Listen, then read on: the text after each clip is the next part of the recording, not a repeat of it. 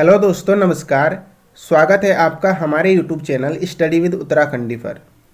दोस्तों, जो हमारी एक सीरीज है उत्तराखंड जीके खजाना, उसका आज हम पार्ट 5 डिस्कस करने वाले हैं। तो दोस्तों, वीडियो में अंत तक बने रहना और वीडियो को लाइक और चैनल को सब्सक्राइब जरूर करना। तो चलो दोस्तों, बिना किसी देरी किए वीडियो की शुरुआत करते हैं।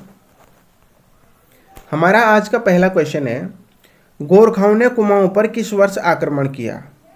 तो दोस्तों, गोरखाओं ने कुमाऊं पर 1790 में आक्रमण किया। इस क्वेश्चन का राइट आंसर हो जाएगा हमारा ऑप्शन ए। दोस्तों, जब 1790 में गोरखाओं ने कुमाऊं पर आक्रमण किया तो उस समय कुमाऊं का शासक था महेंद्र चंद। उस समय कुमाऊं का शासक था दोस्तों महेंद्र चंद। और दोस्तों, जब गोरखाओं और महेंद्र चंद के मध्य 1790 में हवाला बाग का युद्ध हुआ तो उसमें दोस्तों महेंद्र चंद को क्या कर दिया? गोरखाओं ने पराजित कर दिया। दोस्तों, क्वेश्चन बन सकता है कि गोरखाओं और महेंद्र चंद के मध्य कौन सा युद्ध हुआ था? तो दोस्तों, गोरखाओं और महेंद्र चंद के मध्य हवाला बाग का युद्ध हुआ था 1790 में, जिसमें गोरखाओं ने महेंद्र चंद को क्या कर दिया? पराजित कर दिया। और दोस्तों, जब गोरखाओं ने महेंद्र चंद को पराजित कर दिया तो उस 1790 में क्या हो गया? फिर कुमाऊं पर गोरखाओं का अधिकार हो गया। दोस्तों, क्वेश्चन बन सकता है कि कुमाऊं में गोरखाओं के अधिकार के बाद प्रथम गोरखा सूबेदार कौन था?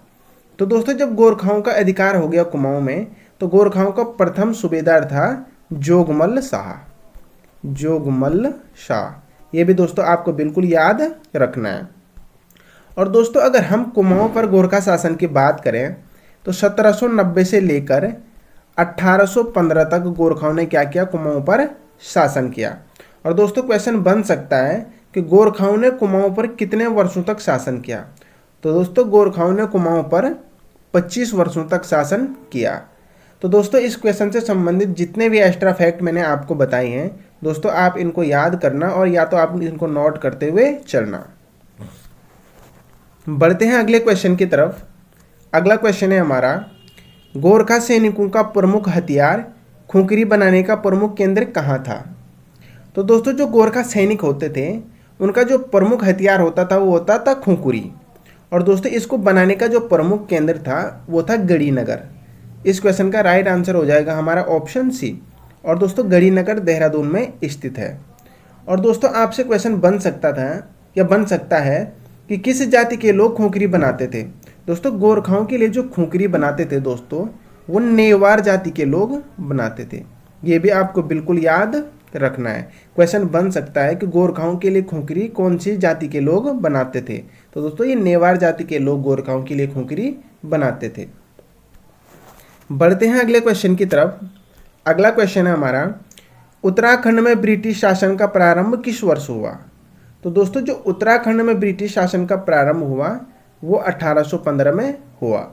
इस क्वेश्चन का राइट आंसर हो जाएगा हमारा ऑप्शन बी। और दोस्तों, क्वेश्चन बन सकता है कि जब उत्तराखंड में ब्रिटिश शासन लागू हुआ तो ब्रिटिशों ने गढ़वाल को कितने भागों में बांटा था? तो दोस्तों, उस समय ब्रिटिशों ने गढ़वाल को 2 भागों में बांटा था, ब्रिटिश गढ़वाल और टिहरी गढ़वाल। दोस्तों, ये भी आपको बिल्कुल याद रखना है। बढ़ते हैं अगले क्वेश्चन की तरफ। अगला क्वेश्चन है हमारा, असहयोग आंदोलन के समय कुमाऊं के कमिश्नर कौन थे? तो दोस्तों, असहयोग आंदोलन के समय कुमाऊं के कमिश्नर थे पी विडम। इस क्वेश्चन का राइट आंसर हो जाएगा हमारा ऑप्शन सी। दोस्तों, अगर हम पी विडम के शासनकाल की बात करें तो 1914 से लेकर 1921 तक ये कुमाऊं के कमिश्नर रहे। ये भी आपको बिल्कुल याद रखना है। और दोस्तों, पी विडम से आपको एक चीज़ और याद रखनी है कि क्वेश्चन बन सकता है कि फॉरेस्ट ग्रीवेंस कमेटी के अध्यक्ष कौन थे? तो दोस्तों, फॉरेस्ट ग्रीवेंस कमेटी के अध्यक्ष थे पी विडम। और दोस्तों, फॉरेस्ट ग्रीवेंस कमेटी का गठन होता है 1921 में। ये भी आपको बिल्कुल याद रखना है।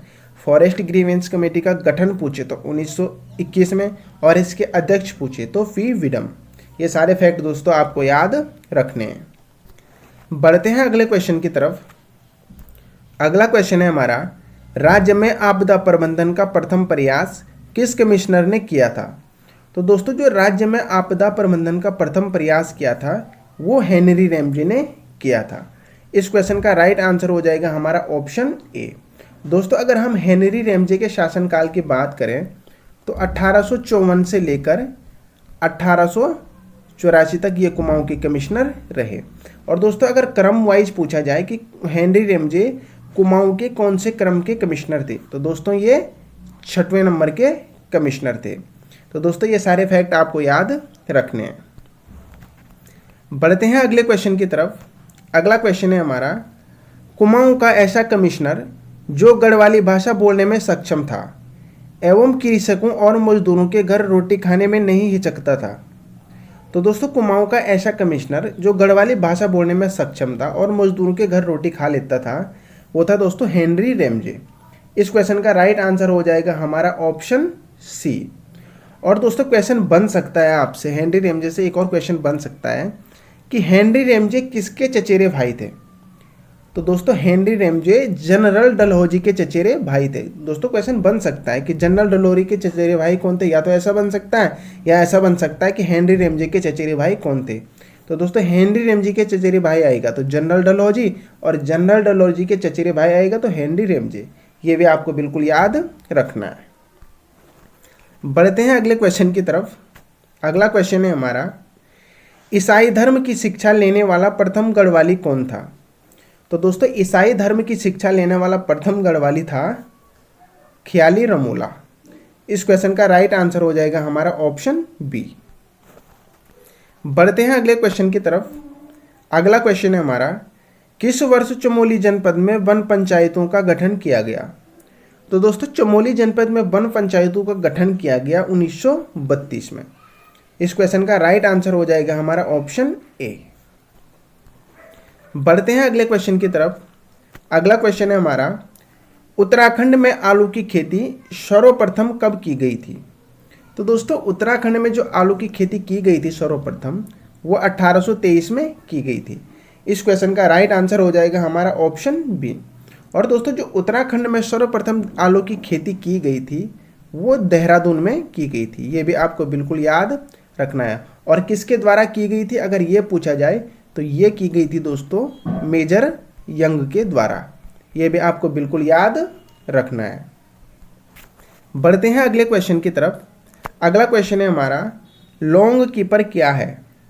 तो दोस्तों लॉन्ग कीपर एक आलू की प्रजाति है। इस क्वेश्चन का राइट आंसर हो जाएगा हमारा ऑप्शन बी, आलू की प्रजाति। दोस्तों ये लॉन्ग कीपर प्रकार का जो आलू है, इसकी जो प्रजाति है दोस्तों, इसकी खेती दोस्तों सर्वप्रथम 1864 में की गई थी नैनीताल में। ये भी आपको बिल्कुल याद रखना है। और दोस्तों आलू की जो प्रजाति है लॉन्ग कीपर, इसको लाने का श्रेय जाता है दोस्तों नॉर्मल गिल को। नॉर्मल गिल को, ये भी आपको बिल्कुल याद रखना है। बढ़ते हैं अगले क्वेश्चन की तरफ। अगला क्वेश्चन है हमारा, विवेकानंद पर्वतीय कृषि अनुसंधान किस जनपद में है। तो दोस्तों जो विवेकानंद पर्वतीय कृषि अनुसंधान है वो अल्मोड़ा जनपद में स्थित है। इस क्वेश्चन का राइट आंसर हो जाएगा हमारा ऑप्शन डी। दोस्तों विवेकानंद पर्वतीय कृषि अनुसंधान की बात करें हम तो इसकी स्थापना होती है 1924 में। ये भी बिल्कुल आपको याद रखना है। और इसकी स्थापना की जाती है दोस्तों बोशी सेन के द्वारा। बोशी सेन, दोस्तों ये आपको बिल्कुल याद रखना। अगर स्थापना पूछे तो 1924 में किसके द्वारा की गई थी, तो बोशी सेन के द्वारा। और विवेकानंद पर्वतीय कृषि अनुसंधान केंद्र किस जनपद में स्थित है, तो अल्मोड़ा में। दोस्तों ये एक प्रीवियस ईयर क्वेश्चन है, तो ये सारे फैक्ट दोस्तों आपको याद रखने हैं।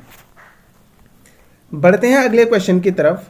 अगला क्वेश्चन है हमारा, किस कमिश्नर ने घराटों पर कर लगाया था।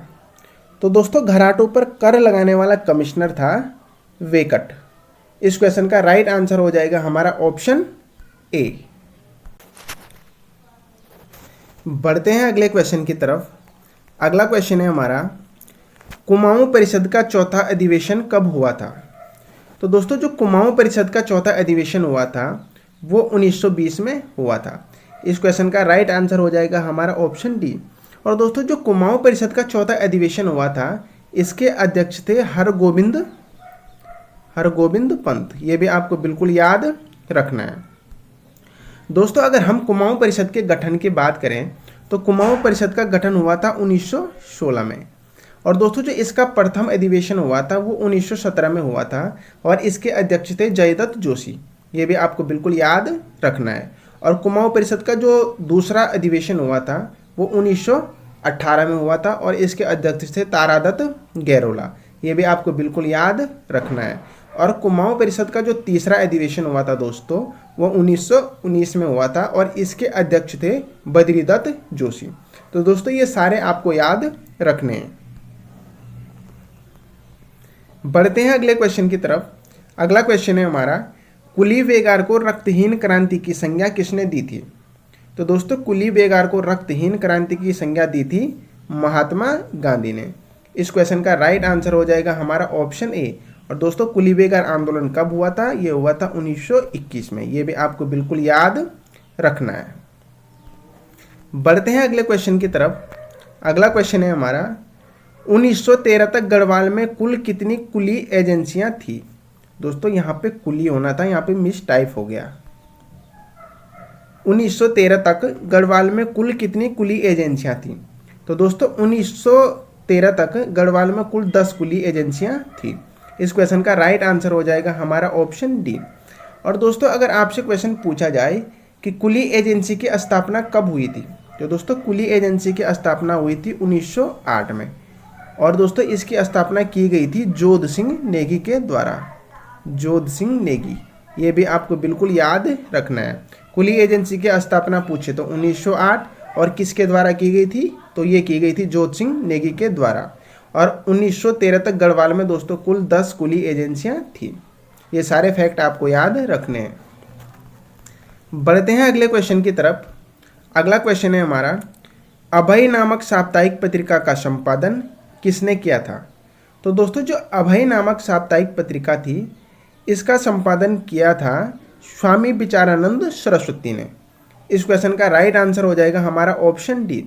और दोस्तों जो अभय नामक साप्ताहिक पत्रिका थी ये देहरादून से प्रकाशित हुई थी। देहरादून, ये भी आपको बिल्कुल याद रखना है। और दोस्तों ये 1922 में प्रकाशित हुई थी देहरादून से। कब प्रकाशित हुई थी सन पूछे तो 1922। कहाँ से प्रकाशित हुई थी? देहरादून से। और इसके जो पत्रिका के संपादक कौन थे? तो वो थे स्वामी विचारानंद सरस्वती। ये सारे फैक्ट दोस्तों आपको याद रखने हैं। बढ़ते हैं अगले क्वेश्चन की तरफ। अगला क्वेश्चन है हमारा, भारत माता का सच्चा सपूत किसे कहा जाता है? तो दोस्तों भारत माता का सच्चा सपूत कहा जाता है राम सिंह धोनी को।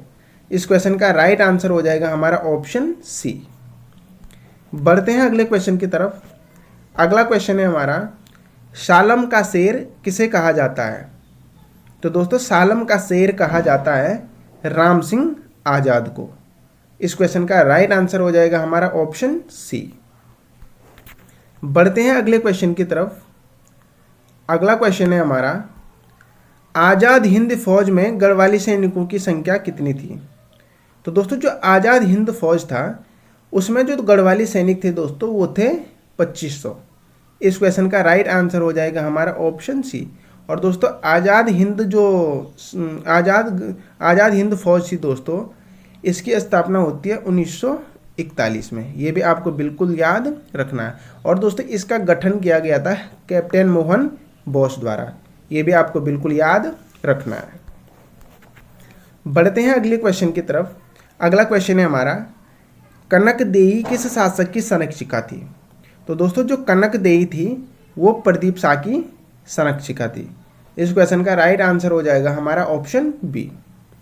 तो दोस्तों ये थे आज के हमारे कुछ इंपॉर्टेंट क्वेश्चन। दोस्तों आशा करता हूँ आपको वीडियो अच्छी लगी होगी। दोस्तों अगर वीडियो अच्छी लगती है तो वीडियो को लाइक, चैनल को सब्सक्राइब जरूर करें। Thank you.